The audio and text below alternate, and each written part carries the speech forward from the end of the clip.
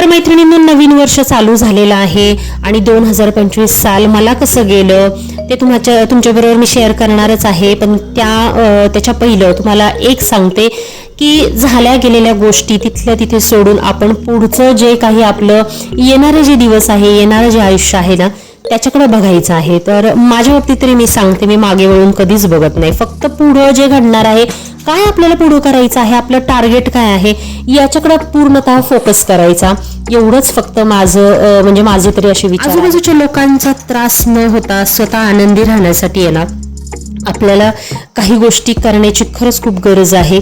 पहिली तर सर्वात महत्वाची गोष्ट म्हणजे स्वतःची किंमत ओळखा. दुसरी महत्वाची गोष्ट म्हणजे ना, तुम्ही नाही म्हणायला शिका.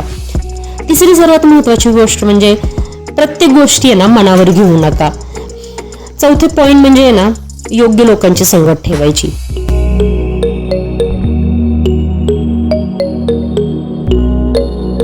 त्याच्यामुळे माझ्या मैत्रिणींनो, मी तुम्हाला परत एकदा रिक्वेस्ट करते की मी आतापर्यंत जे काही गोष्टी बोलले, 2025 मध्ये जे काही गोष्टी झाल्या गेल्या त्या सगळ्या सोडून आता मी ज्याच्या काही तुम्हाला टिप्स दिल्या ना, या नक्की 2026 मध्ये तुम्ही फॉलो करायचा प्रयत्न करा. मी सुद्धा खूप मोठ्या संकटातून गेलेली आहे, जसं मी तुम्हाला शेअर केलं.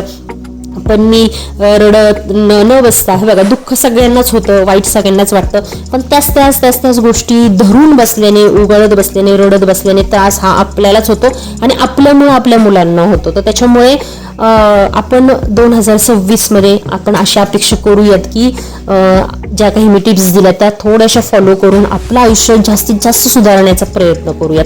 मला असं वाटतं, माझ्यासोबत माझ्या ह्या सगळ्या मैत्रिणी ज्या आज मला समोरून ऐकत आहेत, त्या सगळ्यांनी खूप आनंदित राहावं त्यांच्या आयुष्यामध्ये, त्यांच्या मुलांसोबत खूप आयुष्य आनंदात घालवावं, कुटुंबासोबत आनंदात घालवावं, असं मला मनापासून वाटतं.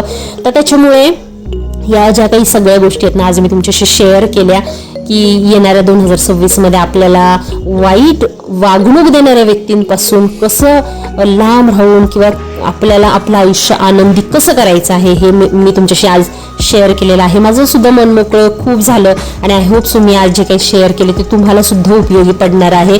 2026 मध्ये चला मस्त हॅप्पी लाईफ जगूयात.